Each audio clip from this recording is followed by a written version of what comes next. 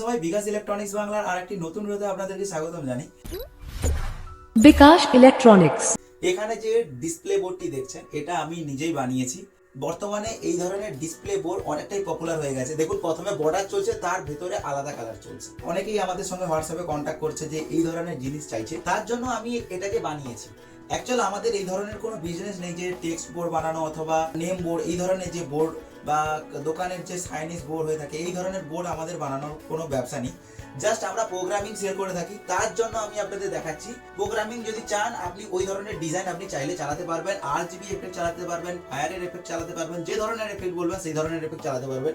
এখানে আমি কয়েকটা স্যাম্পলের জন্য এফেক্ট লাগিয়েছি। দেখুন প্রথমে দেখুন আপনার এখানে ব্লু জ্বলছে, এরপর দেখুন ব্লুটা ভর্তি হলো, এরপর দেখুন এখানে ভেতরে ইয়েলো হচ্ছে।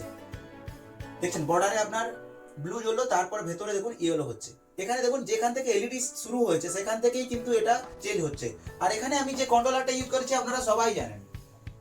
আমি প্রথম থেকে যেই কন্ট্রোলারটা ইউজ করে আসছি সেই কন্ট্রোলার, এটা হচ্ছে আপনার T8000 কন্ট্রোলার। T1000 কন্ট্রোলারে আপনি চাইলে প্রোগ্রামিং করতে পারবেন। আর এই ধরনের কন্ট্রোলার যারা পিক্সেল এলইডি সাইনিজ বোর্ড বানান অথবা কোনো টেক্সট বোর্ড বানাচ্ছেন, তো আপনারা এই ধরনের কন্ট্রোলার জানেন। আর এই কন্ট্রোলার ইউজ করতে আপনাদের তেমন কোনো ঝামেলাও হবে না। আপনাদের যদি এই ধরনের কোনো প্রজেক্ট থাকে তাহলে অবশ্যই আমাদের সঙ্গে কন্ট্যাক্ট করুন, যেটা আমি আপনাদের জানিয়ে দেবো। কানেকশন কিভাবে করবেন, কিভাবে বোর্ডের পিক্সেল এলইডি গুলোকে বসাবেন, A to Z আমি আপনাদের এই ব্যাপারে জানিয়ে দেবো। স্ক্রিনে এবং ডিসপ্লেতে হোয়াটসঅ্যাপ নাম্বার দেওয়া রয়েছে, ওখান থেকে আমাদের সঙ্গে কন্ট্যাক্ট করতে পারেন। নমস্কার।